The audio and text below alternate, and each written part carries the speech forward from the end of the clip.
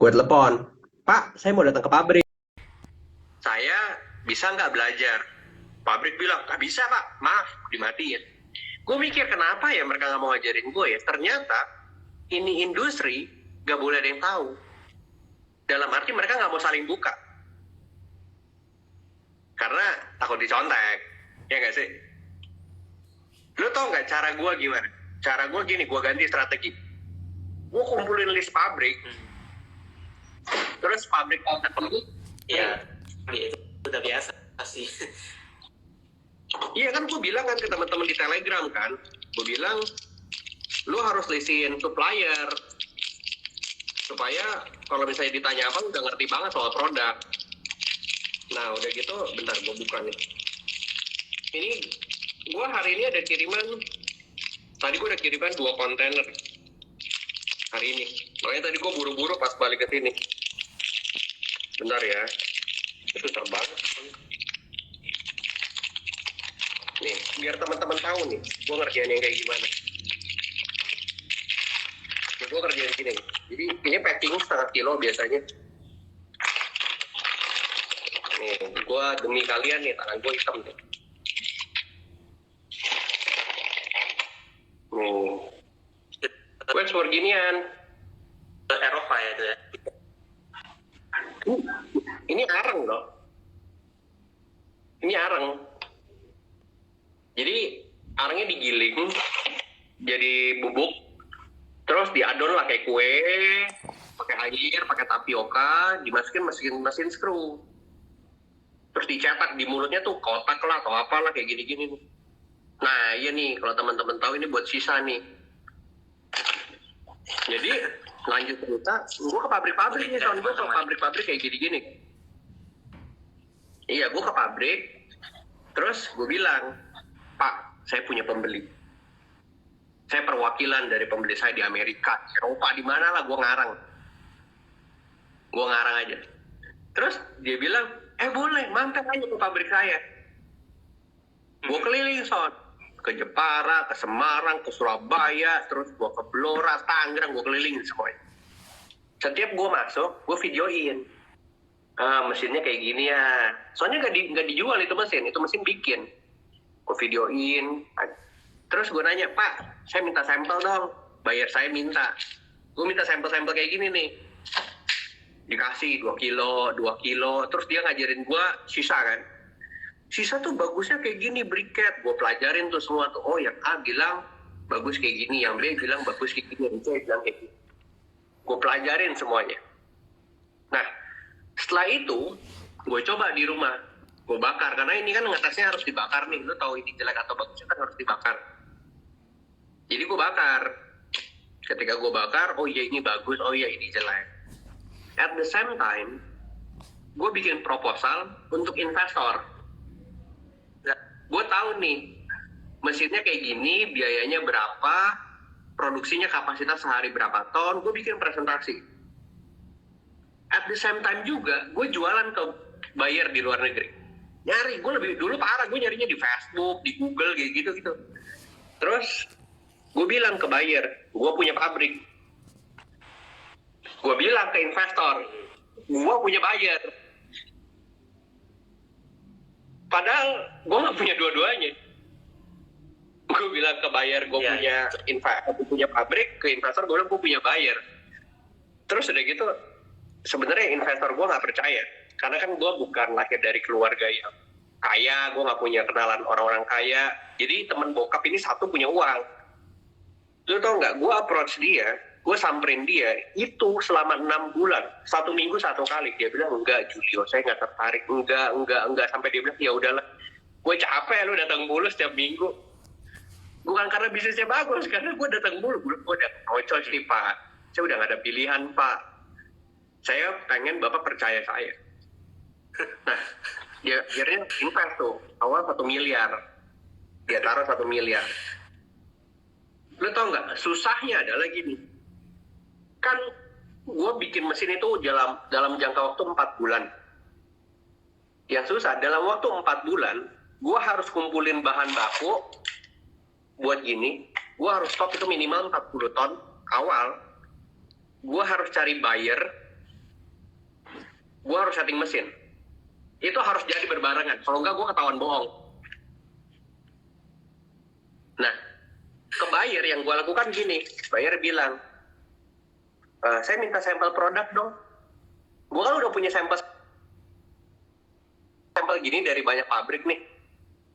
Gue kirimin sampelnya.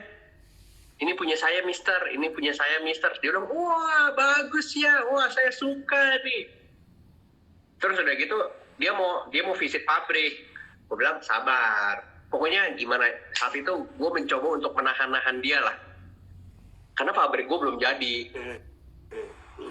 Gitu loh. Nah, singkat cerita, yang susah adalah, meskipun ini cuma buatnya dari tepung, tapi ini ada rahasia di dalamnya. Supaya abunya nggak banyak, abunya warna putih, kalori panasnya di atas 7.300 kalori. Gue pikir cuma dicetak, Son. Ternyata susah. Jadi, pengiriman pertama, gue harus bisa sesuai dengan sampel yang gue kirim. Setengah mati gue. Setengah mati. Gila, kok gue bikin kotaknya sama, tapi kok kualitasnya beda ya? Itu yang susah. Ini ada yang bilang bohong membawa berkah. Itu bukan bohong, itu pinter. Kalian harus punya mindset bisnis di sini. Ini bukan bohong, tepatnya pada percaya. Kalian percaya pada sesuatu yang kalian kerjain hari ini. Nah, singkat cerita, pas bayarnya transfer, wah senengnya minta ampun. Ini kontainer kertas perdana. Gue sampai gunting pita hari itu. Nah, gue kirim. Kalian tahu nggak apa yang terjadi? Bayarnya pas nyampe di negaranya, gue kirim ke Argentina. Dia bilang, kualitasnya jelek bro. Nah, ada yang bilang ini hikmat, ini berhikmat. Dia bilang, kualitas tuh jelek. Wah, paniknya keringet dingin gue. Kok bisa jelek ya? Kacau. Terus udah gitu, iya dia bilang, nggak bisa, gue udah nggak bisa bisnis sama lo. Gue bilang, jangan dong mister. Ya gue bilang, saya kasih diskon deh. Tapi order lagi. Order lagi bulan depan. Gue kasih diskon. Ada yang bilang reject. Enggak di reject. Pokoknya itu hari itu pinter-pinter.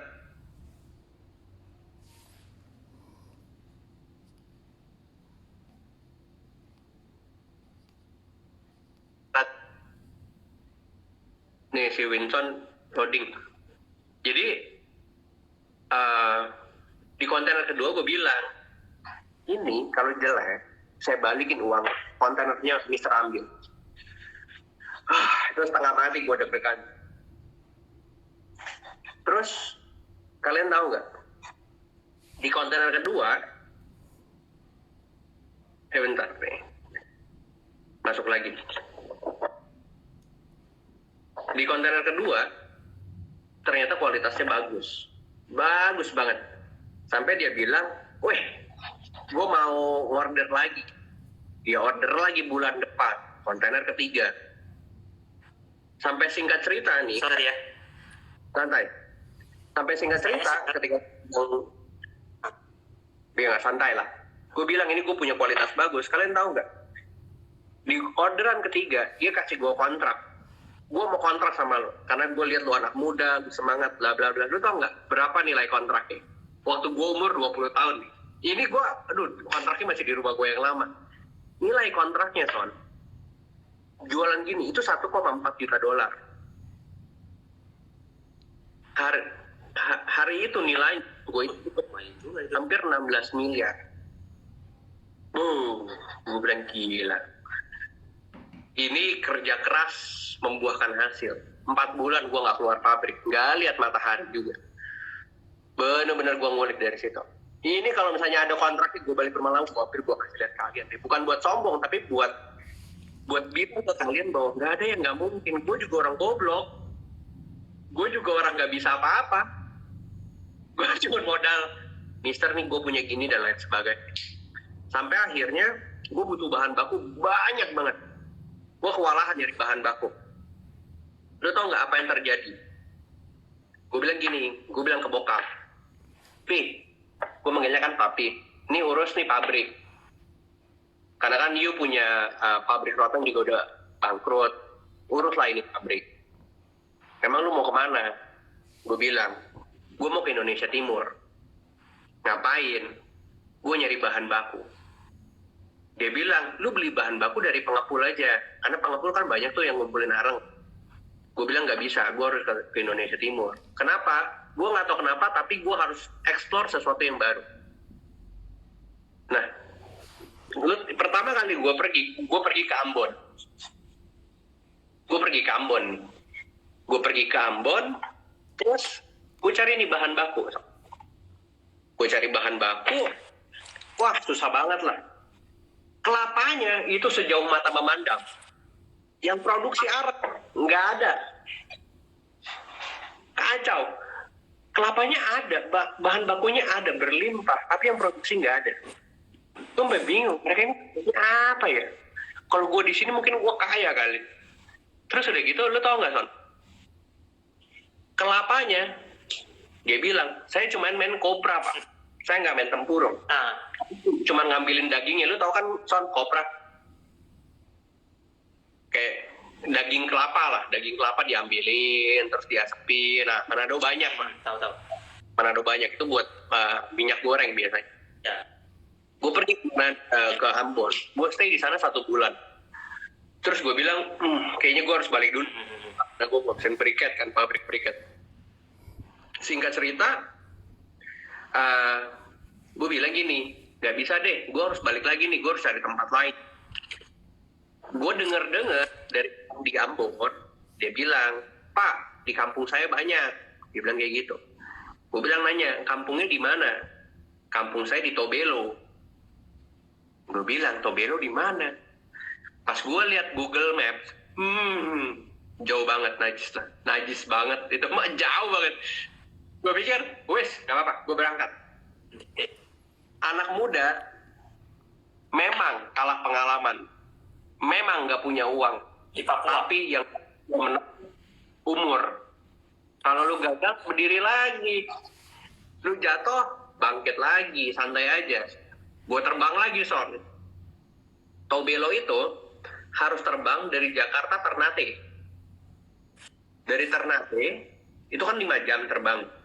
Ternate, itu harus ke Halmahera Barat. Namanya Sovivi. Speedboat itu 1 jam. Dari Sovivi, itu naik mobil, itu bisa 5 jam sampai 7 jam, tergantung cuaca. Itu gue jalan ke ujung sana udah hampir 1 hari, udah pergi ke Amerika. Nah, nyampe sana, sama kejadiannya. Nggak ada yang main areng, semua main kopra, dagingnya doang yang diambilin.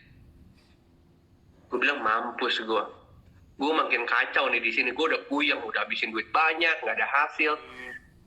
Jadi mereka ini kelapa nih bulat gitu ya. Ini bulat kelapa sama kulit-kulitnya, sama mereka dibagi 2, slash. Terus kalau udah pecah tuh, diambilin tuh dagingnya. Diambilin dagingnya, terus sama mereka dibikin kayak bambu gitu, kayak meja bambu, ada bolong-bolongnya lah. Itu dagingnya taruh di atas, kulit-kulitnya ditaruh di bawah buat dibakar. Jadi ngasep gitu loh, ngasepin ke atas. Kalau di orang Ternate bilang, mungkin sama orang Manado bilang ini namanya fufu. Jadi kayak di fufu gitu, diasepin. Jadi daging kelapanya jadi hitam, terus jadi berminyak. Nah itu jualan ke Surabaya. Nah, yang terjadi gue berpikir gini, nggak bisa nih kayak gini nih. Gue harus mengerjakan sesuatu. Akhirnya gue bilang gini, Pak, saya butuh kelapa butirnya. Terus udah gitu, kenapa? Saya mau ngajarin bahwa ini tidak cukup jadi kopra, jadi daging, tapi ini jadi semua. Gue beli tuh kelapa. Awalnya gue cuma bawa budget, gue kan ngumpulin uang itu 200 juta. 200 juta gue beli kelapa. Di sana 1.200 ya satunya kalau nggak salah. Terus di sana ada pendatang. Jadi orang pendatang, orang Manado. Nah orang Manado kalau ngerjain kelapa tuh, dia tuh bikin pisau kayak tombak gitu. Gue udah taruh di TikTok yang bapak-bapak pengupas kelapa. Dia ditombak, ditancap di tanah. Terus kelapanya ditusuk, dibuka pelan-pelan gitu loh. Kalau di Manado bilangnya dilewang. Jadi dibuang kulitnya. Dipisahin jadi botak. Kulitnya gue pisahin sama serabutnya, pas botak baru dipecah. Ketika dagingnya diambil, tempurungnya dibakar. Intinya, jadi banyak bilangnya banyak revenue stream lah. Gue jadi banyak penghasilan dari banyak produk. Gue punya uang tuh 200 juta. Singkat cerita semua berjalan lancar. Gue pakai dana desa di sana, kan desa itu kan dapat dana tuh dari Pak Presiden. Nah, mereka itu punya mesin satu nggak kepake, mesin untuk press fiber, coconut peat, gue pakai, gue manfaatin. Lu tau nggak, Son? Setiap produk gue ekspornya ke negara lain-lain. Fiber, gue jual waktu itu ke Tianjin di China.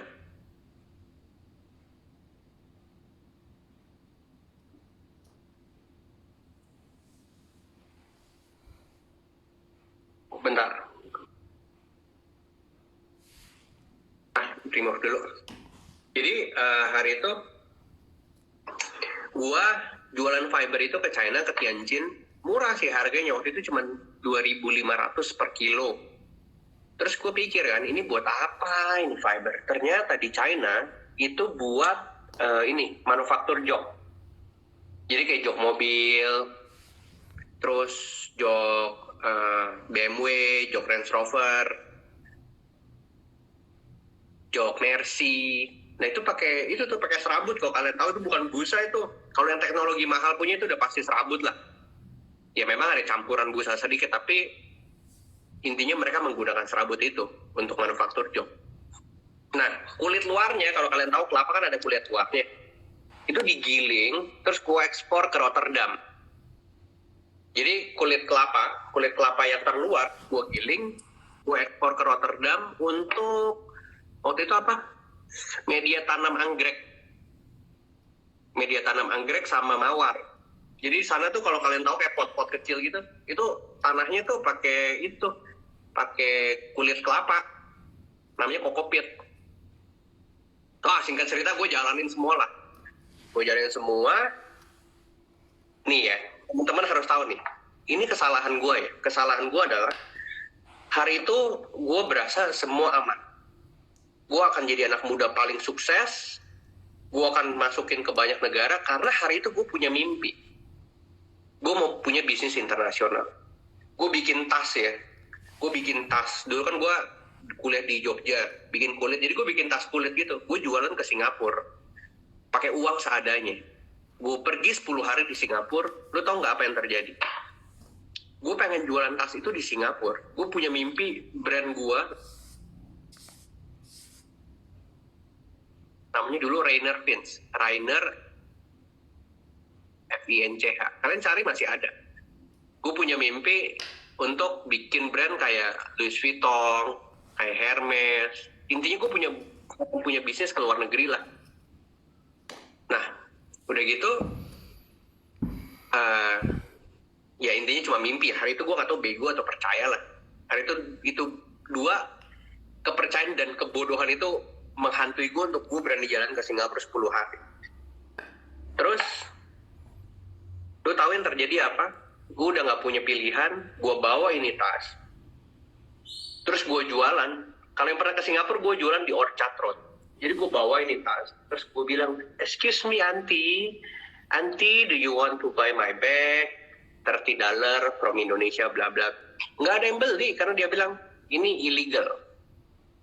Hari itu, gue pokoknya di Singapura gue sedih banget lah. Itu tas gue bagi ke ini, resepsionis hostel. Bukan hotel, tapi hostel yang kalau misalnya tinggal tuh rame-rame, satu kamar. Nah dari situ gue berkeyakinan bahwa gue harus punya bisnis internasional. Minimal gue punya di berbagai negara. Nah balik cerita ke si coconut bisnis ini, gue ngeliat kayak, akhirnya ya mimpi gue nih udah mulai tercapai nih satu-satu. Udah ekspor ke China, gue ekspor ke Rotterdam, gue ekspor ke Kanada, gue ada ekspor ke 15 negara. Gue pikir everything safe, semuanya aman. Nah, terus gue bawa ini uang tabungan, gue bawa 800-900 juta ke Ternate, ke Tobelo sana. Kalian tahu nggak apa? Jadi Tobelo itu kan, kalau di Maluku itu kan kaknya kecil ya. Nah Tobelo paling atas. Terus, jadi pokoknya ada jarak dari perkebunan ke pelabuhan itu kurang lebih 50 km lah. Iya ada kali 40 kilo, 50 kilo. Nah, gue bikin gudang itu di tengah-tengah. Jadi dekat sama perkebunan. Gue bawa banner dari Jakarta, gue print, gue pasang spanduk gitu. Gue bilangnya gini di banner itu, terima kelapa harga pelabuhan. Ini mantap banget lah. Terima kelapa harga pelabuhan. Artinya petani-petani ini lebih pengen jualan ke gue dong. Karena dia berpikir logistik gue murah, gue nggak usah kirim jauh-jauh ke pelabuhan, gue kirim di tengah jalan, harganya sama. Berjalan tuh sebulan, 2 bulan, 3 bulan. Gua kan main kopra juga. Kopra itu gue dapat kontrak di Surabaya. Kalau kalian mau ada main kopra, gue bisa lempar ke temen gue. Kebutuhannya 2.000 ton kopra per bulan. Karena itu gue cuma bisa penuhin 100. Nah, satu bulan saat itu, gue udah kumpulin 60 ton kopra. 4 kontainer, 3 kontainer, 4 kontainer. Kebetulan ada bayar gue dari Libanon yang beli briket ini nih, itu datang ke Jakarta. Jadi gue harus balik, gue harus kayak nemenin lah, kayak anterin ke hotel. Terus udah gitu kayak ngajak makan dan lain sebagainya. Jadi gue titip sama Babinsa. Jadi Babinsa tuh Badan Pembina Desa di daerah, kelasnya tuh TNI. Gue bilang, Pak, jagain produk saya. Ini harus dikirim tanggal sekian karena saya harus balik ke Jakarta. Saya balik sebentar deh. Terus udah gitu, dia bilang, ya udahlah, apa Pak Julio, saya jagain. Gue balik ke Jakarta. Nah, dia bilang, Pak, ini kontainer sudah jalan dan lain sebagainya menuju Surabaya. Gue pikir, ya udahlah, gue tunggu ini kontainer di Surabaya. Singkat cerita, setelah gue nganterin bayarnya selesai, dia lihat pabrik selesai, dia balik, gue ke Surabaya. Gue pengen jagain kontainer gue yang dikirim dari Maluku kan. Gue terima 3 kontainer, itu dia konvoy sama gue di depan. Kita pergi ke pabrik temen gue, pabrik minyak kelapa, karena kan dia beli barang itu. Gue udah seneng nih, wah aman, berangkat lancar dan lain sebagainya. Pas orang pabrik buka kontainernya, dia kaget, gue kaget. Dia kaget, dia marah, dia bilang, kok nggak ada barangnya? Gue kaget, gue nangis. Kok nggak ada barangnya? Bener-bener nggak ada barangnya. Disisain cuma berapa karung. Gue bilang, ini surat jalan sama nggak nih sama kontainer? Wah, gue udah paniknya setengah mati. Barang gue hilang. Itu rugi parah. Jadi, gue balik lagi ke Maluku. Gue marah-marah di sana. Gue bilang, kok barang saya nggak ada? Ini mah gue udah minus semua. Gue udah rugi semua. Udah gue taruh duit semua di situ. Dan kerugiannya ya bukannya rugi sedikit-sedikit, itu mah uang tabungan gue setahun 2 tahun jalan tiba-tiba hilang dalam waktu 1 hari. Wah, nangis lah gue. Gue balik ke Maluku. Terus udah gitu gue marah-marah di sana. Lu tau gak, orang Maluku itu serem-serem loh. Ya kalau ada teman-teman yang di Maluku di sini gue mohon maaf, tapi serem-serem. Dia bilang gini, Bung Julio, jadi Bung anggap kita pencuri katanya. Waduh. Gue pendatang, gue sendirian, gue takut juga kan. Terus gue bilang, gimana ya? Mau lihat bukti juga nggak bisa. Terus mau gimana gitu loh? Gue juga pikir ya udahlah, gue relain, gue ikhlasin. Tapi ketika gue pantau gitu pergerakan kontainer kenapa bisa hilang, ternyata kan gudang-gudang mereka nih, pengapul-pengapul lokal itu gudangnya di pelabuhan. Jadi ketika di kontainer itu nggak bisa keluar ya. Karena dia jalannya trans, cuman ya 2 arah lah, jalan kecil kalau kalian tahu itu di daerah-daerah kayak gitu. Jadi itu harus dari gudang gua dimasukin ke truk, kirim sampai ke pelabuhan, masukin di kontainernya di pelabuhan. Ternyata banyak itu truk dibuang, barangnya semua dibuang di pelabuhan. Wih, itu stresnya setengah mati. Gue pikir ya udahlah, mau gimana? Gue juga nggak bisa klaim itu barang gue, orang semua barang sama. Terus yang bikin gue bangkit lagi, gue cuma berpikir gini, ya udahlah, masih bisa napas. Masih bisa seneng-seneng, masih bisa ketawa, ya udah cukup. Gue jual hari itu di umur 20 ya, beli mobil, terus gue beli iPhone 7 Plus dari US 2, wah kacau lah. Biasa, anak muda kalau baru pegang duit tuh norak. Terus udah gitu, ya intinya sih gue jual semuanya. Terus ya gue berpikir gini, gue mencoba encourage dan menguatkan diri gue bilang ke diri gue gini, kalau dulu gue pernah bisa, kenapa gue harus takut kalau misalnya di depan gue nggak bisa. Kalau dulu gue bisa achieve, harusnya di depan bisa lebih besar yang gue bisa achieve. Jadi itu gue memotivasi diri sendiri setiap hari. Nyokap nggak tahu, bokap nggak tahu karena sama sekali gue nggak pakai uang mereka. Dan juga kalau misalnya mereka tahu malah mereka stres. Nah dari situ gue mulai ngerintis tuh. Jadi pabrik nih ya. Ini pabrik nih, gue cerita soal pabrik gue yang pertama diinvest 1 miliar. Ini teman-teman harus harus hati-hati. Jadi saat itu pembagian hasilnya 70%, 30%. 70% dia, 30% gue. 1 miliar. Nah, kalian harus hati-hati kalau misalnya awal mau agreement sama partner, jangan langsung percaya. Awal-awal gue percaya, dia bilang gini, Julio 30% saham ya, oke, gue tanda tangan. Ternyata waktu gue bulak-balik, ini kan gue pakai tabungan gue ya, bukan pakai uang perusahaan si investor ini nih, si Briket ini bukan, awal bukan. Gue pakai uang tabungan sendiri dari keuntungan. Itu untuk gue bikin satu company baru namanya Universal Coco. Gue berpikir company Universal Coco ini bisa jualan ke pabrik gue nih sama si investor. Ngerti ya? Udah mulai ngerti cara berpikirnya.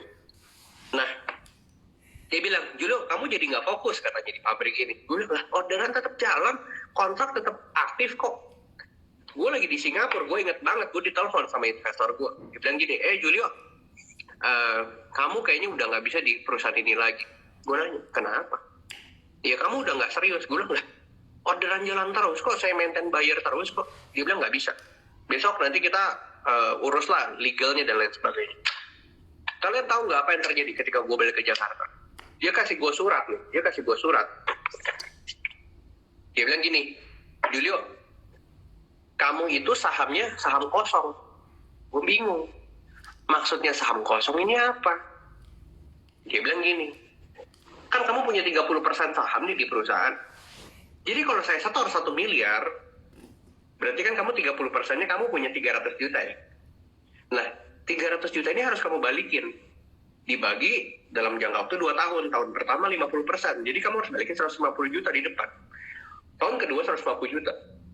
Terus gue nanya, kalau misalnya bapak, kalau gue manggilnya om ya, kalau om invest lagi 3 miliar, saya 900 juta dong, kan 30% ya. Masa saya jadi invest, saya taruh lagi di tahun pertama 4,5, tahun kedua 4,5, gue bilang gue ditipu. Gue yang kerja, gue yang ngurusin anak-anak karyawan, terus gue yang ngurusin pabrik, gue ngurusin bayar, gue yang ngurusin semuanya. Sampai dia bilang, ya udahlah, gimana? Kalau kamu nggak bisa, ya you out lah, keluar aja. Terus gue pikir, gimana ya? Ya udahlah, nggak apa-apa. Nah ini kan temen, ya masih relasi temen bokap lah. Terus udah gitu ya bokap marah. Nggak bisa gitu dong, bla bla bla bla bla bla. Terus gue pikir, udah nggak percaya. Gue nggak apa-apa. Karena harta gue itu bukan uang. Gue percaya gue masih punya otak, gue punya ide yang bisa gue kerjain, gue kerjain. Dari situ teman-teman, gue mulai main di trading. Gue main di trading, jadi sampai gue punya pabrik satu lagi tuh hasil trading. Jadi nggak pakai investor sama sekali. Tradingnya apa? Gue kan udah ngerti nih, main-main kayak gini nih.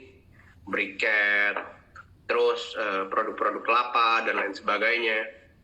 Nah, ini ada nih Marzuki Zuna nih. Dulu nih dia yang bantu gue waktu di Ambon. Terus, ya intinya gue pegang nih banyak supplier. Karena supplier, kalian harus tahu ya, semua industri itu pemainnya banyak. Pemainnya bisa buat, nggak bisa jual. Kalian ini harus ngerti, jangan cuma soal production, tapi cari market. Yang buat gini banyak, yang jual nol, sedikit. Kalian tahu nggak? Akhirnya gue melakukan strategi lain. Gue bilang gini, Pak, you kan punya pabrik briket, bisa produksi, you punya capital, bisa jalan, nggak bisa jual. Saya punya buyer. Gimana kalau kita kerja sama? Tapi kalau bayarnya datang ke Jakarta, datang ke pabrik, Bapak jangan ada di pabrik. Bapak pusi keluar, Bapak biarin saya bekerja, dan saya boleh bilang ini pabrik saya. Kalian tahu nggak? Ternyata cara itu lebih enak, karena kalian nggak punya aset. Nggak usah mikirin, waduh bulanan listrik berapa ya? Aduh gaji karyawan berapa ya? Makanya ini gue pengen sharing ke teman-teman. Cara berpikirnya harus beda. Jangan berpikir gue harus punya modal, punya aset, ngerjain ini, ngerjain itu. Nggak usah. Banyak kok pemain yang mereka butuh support kalian. Gue kontrak sama 5 pabrik. Dan gue boleh ngaku, gue punya 5 pabrik. Buyer gue bilang, Julio, lu punya pabrik berapa banyak? Gue bilang, pabrik gue 5, mister. Wah, lu hebat banget, lu masih muda punya 5 pabrik. Gue bilang, yuk kalau nggak percaya datang ke Indo. Sini, gue kasih lihat pabrik gue. Dia datang tuh. Mau yang di mana? Semarang gue punya, Tangerang gue punya, Cirebon gue punya, Tegal gue punya. Gue punya semuanya. Nol bro, gue nggak pakai modal. Dan tapi gue udah pegang ya ini supplier, gue udah kunci semuanya. Dia pergi, dia ngetes. Ini Semarang bener nggak sih punya Julio? Bener. Semua karyawan kenal gue. Sore Pak Julio. Wah, ini si buyer makin yakin kan. Dia ke Cirebon. Sore Pak Julio. Dia mikir, ini anak muda siapa sih? Kok semua orang kenal dia? Gue bilang, ini punya gue. Gimana dong lu? Terus akhirnya dia pikir, oh udah lah gue kasih order. Gue bilang ke si supplier, ini ada order nih. Lu jangan kerjain mahal-mahal.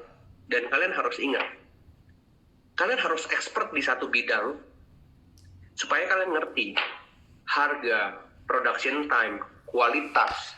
Terus kalau misalnya cacatnya di mana, kalian harus ngapain, salahnya di mana, apa yang harus dibenerin. Kalian harus ngerti. Jadi bukan cuma, gue bayar nih, gue lempar bego-begoan, nggak bisa.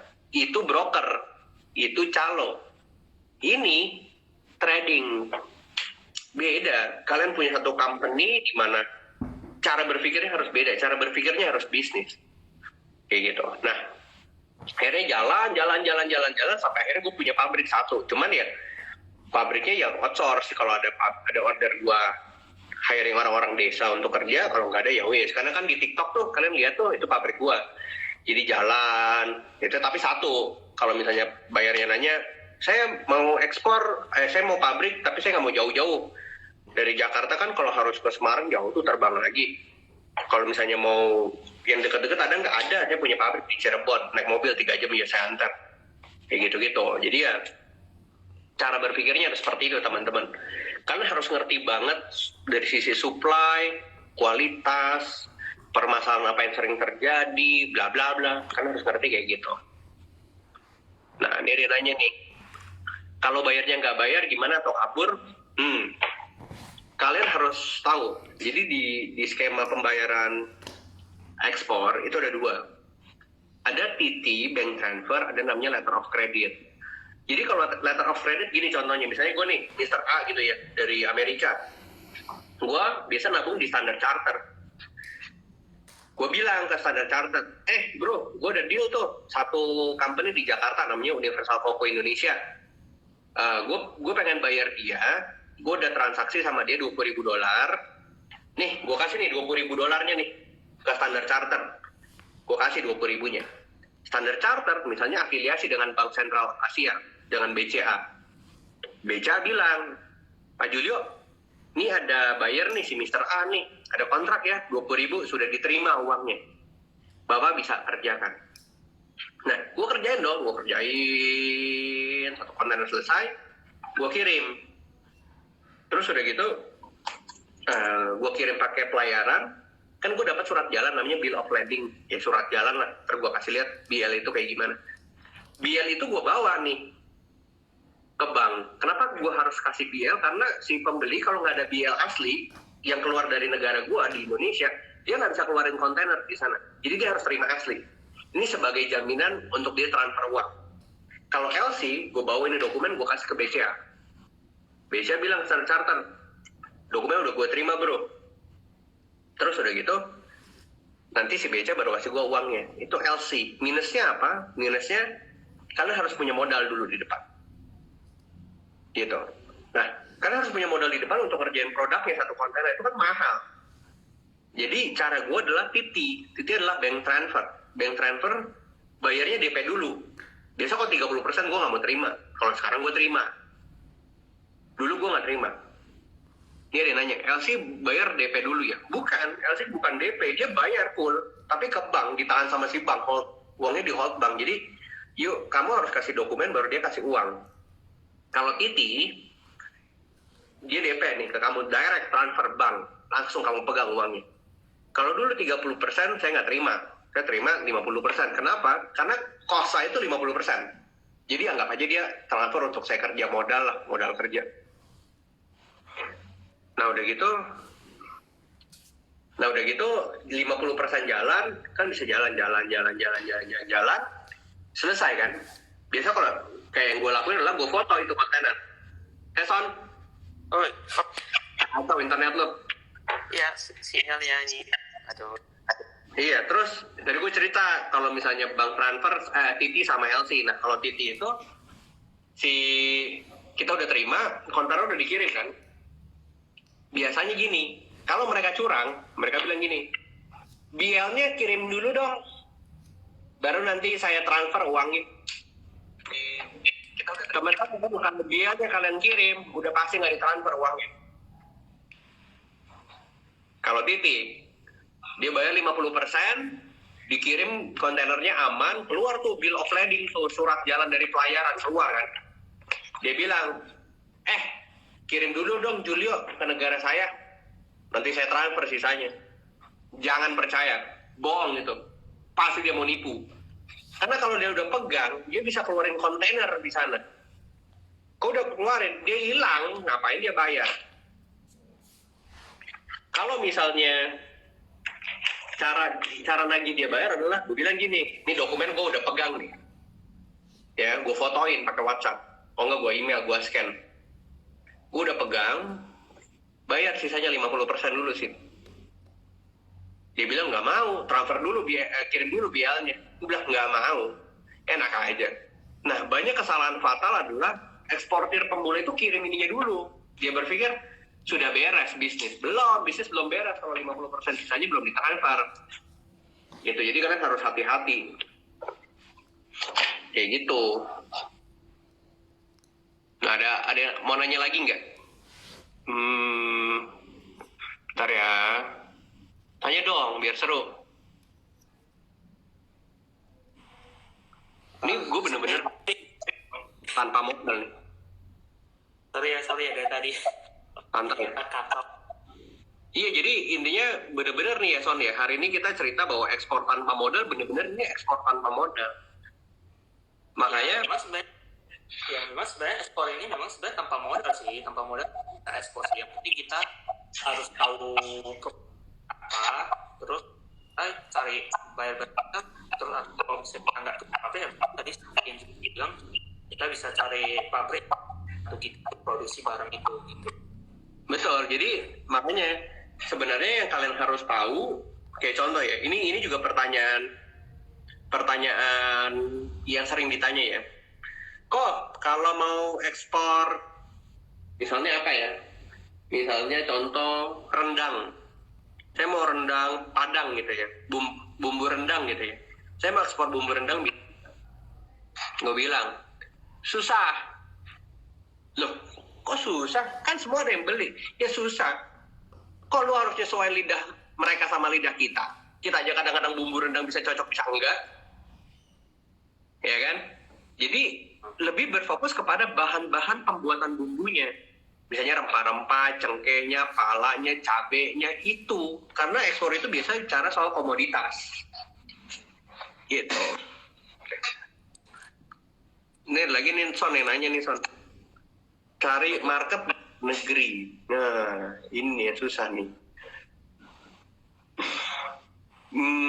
Cari market di luar negeri. Dulu sih waktu saat mulai sih emang susah. Nyari di Facebook, gua temenan dulu sama sama bule-bule. Kalau ada bule datang ke sini pasti gua, ayo Mister, ada yang mau beli nggak? Mau di negara Mister punya apa? Kayak gitu-gitu. Tapi sekarang kebetulan kan gue dipercaya 3 kementerian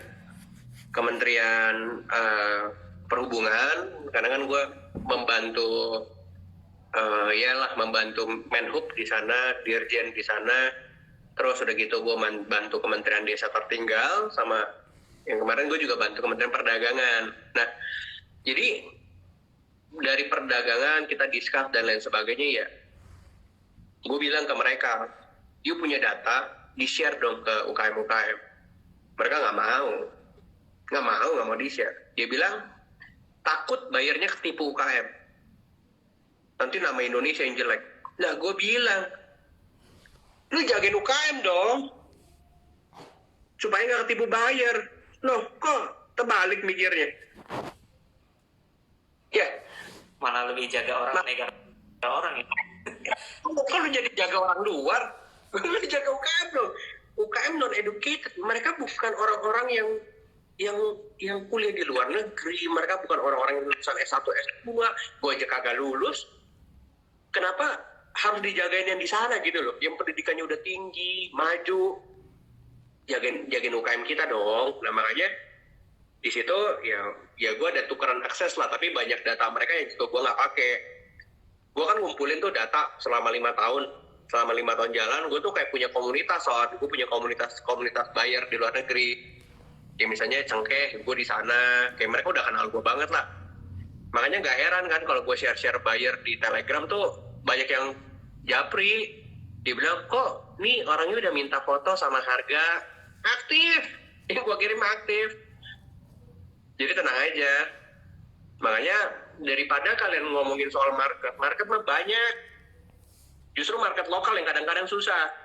Di Indonesia cuma 260 juta orang. Yang gede paling 150 juta orang gede yang bisa beli. Nah, kalau di luar kan miliaran. Tapi kalian harus ingat, supply-nya penting, kualitasnya penting, gitu. Terus dibilang gini nih, ada yang nanya, Son, apa Son? Coba lu cari pertanyaan, Son, yang menarik. Oh, dia nanya nih, lucu nih, gimana seluruh karyawan supplier bisa kenal dengan Kokoh? Caranya, mondar-mandir. Terus, bawain makanan siang, bawa makan siang. Nih Pak, makan siang Pak, nih uang rokok Pak, gitu. Jadi kayak kalian bosnya. Apalagi nih? Yang menarik, Son, coba Son cari. Oh, produk ekspor apa yang sustainable? Produk ekspor yang sustainable, kalau di Indonesia sih yang ini ya, lebih ke sumber daya alam. Jangan yang mirip-mirip sama punya Cina. Kemarin nanya, kok saya mau ekspor casing handphone? Gimana casing handphone aja lu impor, lu mau ekspor? Terus gimana caranya bayar? Dipercaya ya sama kayak kalian kalau ngobrol sama teman, gimana pacar kalian percaya sama kalian, gimana teman kalian percaya kalian, ya anggap aja mereka teman. Kalau ngechat ya jangan dipus-pusan, tapi ya koneksi, ya kan? Apalagi nih?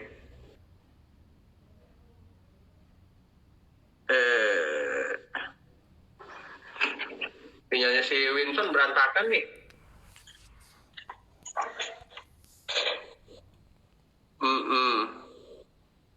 Mana? Bentar ya, ini banyak banget yang nanya, sorry ya. Dokumen apa yang perlu biar bisa ekspor? Nggak ada sih. Paling dokumen ini, eksportir. Iya. Jadi kayak namanya surat NIB, nomor induk, kok NIB sih? Nik ekspor, nomor induk kepabeanan untuk ekspor. Cara Waduh. banyak kali. Ada nanya, kok gimana cari modal buat bikin perusahaan? Kerja. Itu udah kunci utama. Apalagi nih? Kok Julio bisa dipercaya mereka untuk titip duluan untuk dapat modal kerja? Gimana ya? Paling yang pertama impresi kalian harus bagus. Contohnya kalian harus punya website yang bagus. Terus kalau ngobrol di telepon kalian jawabin. Ngobrol kayak temen aja. Misalnya kayak sukanya, hobinya apa, kayak gitu-gitulah intinya ya. Ya gimana kalian bisa, intinya gimana ya? Gimana teman kalian bisa percaya kalian deh. Jadi mikirnya kayak gitu aja, nggak usah berpikir dia bayar di luar negeri dan lain sebagainya. Terus apalagi nih? Packing dan packaging barang ada standarnya nggak untuk ekspor? Apa yang harus kita buat? Standarnya gimana? Sebenarnya sih tergantung ya, tergantung kesepakatan kalian dengan si buyer. Tapi biasanya kalau misalnya packaging, kalau misalnya kayak contoh meja gitu ya, meja. Kayak gue kan pernah ekspor furniture, rotan meja. Nah itu ya kalau ada kacanya ya kacanya dipisah, jangan ditempel di kaca, jangan ditempel di meja, terus kacanya dikasih kardus lah, terus bubble wrap, kayak gitu-gitu. Intinya sih supaya barangnya nggak rusak kalau udah nyampe sana. Kok bahasa Inggris kok lancar nggak? Coba ngomong. Ngomong apa? Lancar kok kalau misalnya ada lawannya. Penipuan yang sering terjadi selain modus minta apa? Nggak ada sih. Kalian kalau misalnya pinter-pinter ya, biasanya nggak ada. Ini doang nih yang paling sering. Rempah-rempah apa yang sekarang lagi mahal di luar kok? Wah, nggak tahu tuh. Tapi harusnya sih rempah-rempah kita mahal ya, karena nggak ada ininya, nggak ada pemain lagi selain Indonesia. Ini banyak banget yang nanya, Instagram Live udah habis, guys. Tinggal 10 detik lagi. Nanti besok kali ya, besok atau lusa kita bikin Instagram Live lagi. Nanti lanjut di ini ya, grup Telegram, oke? Tuh tinggal 7 detik lagi. Siap? Bye-bye. Sorry ya semuanya.